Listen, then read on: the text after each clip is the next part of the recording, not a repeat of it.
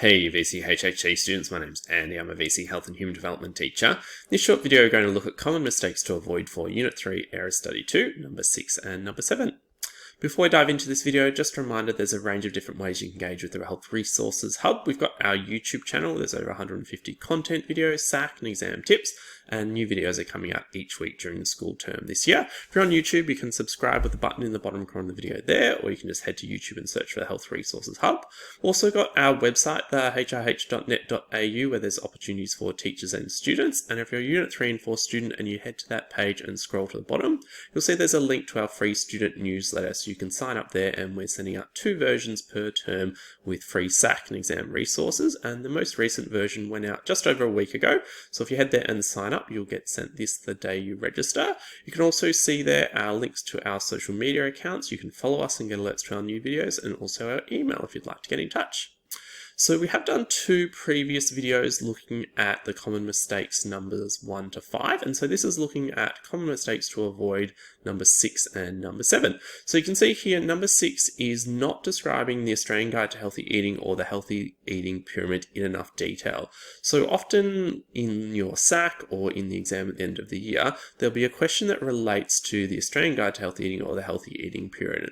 And you probably already know that these are visual tools that help Australians to realise what the proportion of the 5 food groups are that they should be consuming each day, but often students don't refer to them in enough detail when they're being referenced in their answers, and they lose marks. And so because these 2 visual tools are very similar in what they're trying to do, you need to make sure that when you're describing one of them, it's clear to your teacher or whoever might be marking your exam at the end of the year that you're referring to one of these specifically. And what I mean by that is if you make a general description that could be applied to either of them, then you're unlikely to achieve the full marks. So if you're specific and talking about the Australian Guide to Healthy Eating being a plate that's divided into wedges, then it's clear to your teacher or to the examiner at the end of the year that you're not talking about the pyramid anymore. Whereas if you're just general and talk about it being a visual model that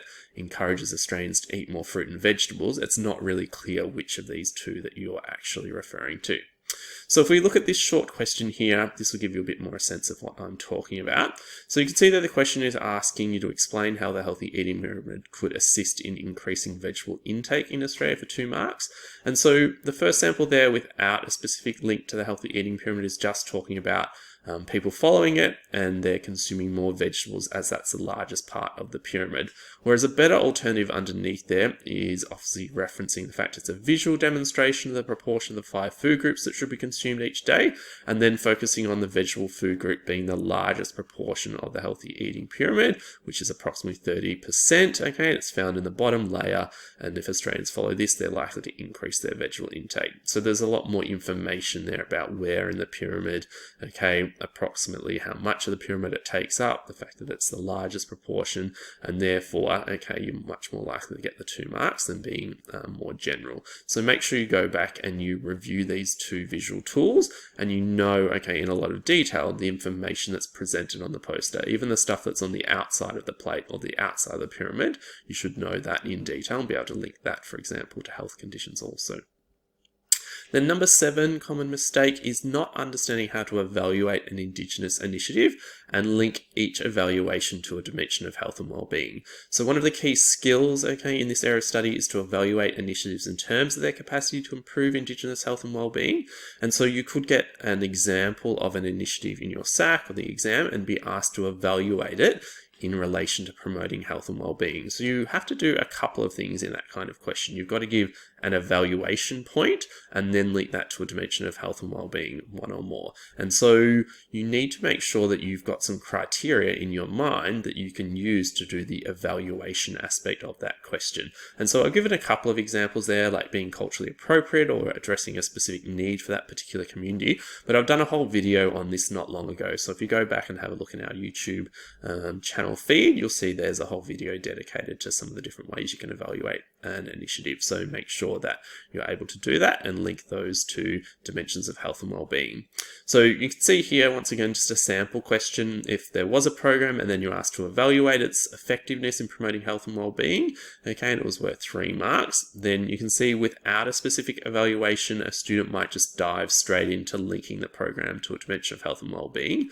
But you need to start with some kind of evaluation. So you can see there that better alternative at the bottom starts by saying that that program, okay, was culturally appropriate. So obviously this is focusing on, at the moment, a fictitious program, but it involved local Indigenous people in the delivery of the program in a culturally relevant and sensitive way. And that means Indigenous participants are more likely to engage with the program as it's specific to their culture, and that increases the likelihood of positive outcomes and effectiveness.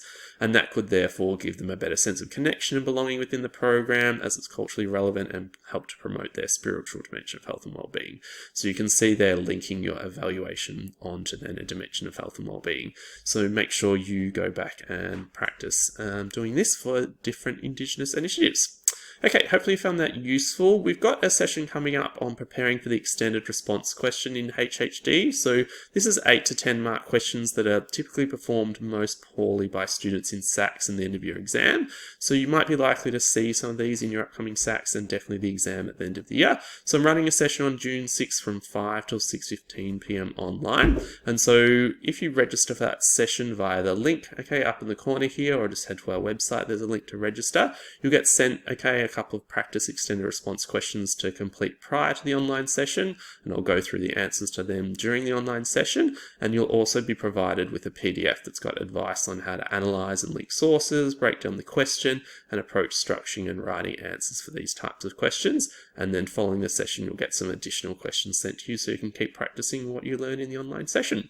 So there'll also be the opportunity for Q&A during that session. So if you're interested, please head to that link up there or head to our website to register. Hope to see you there. Thanks so much.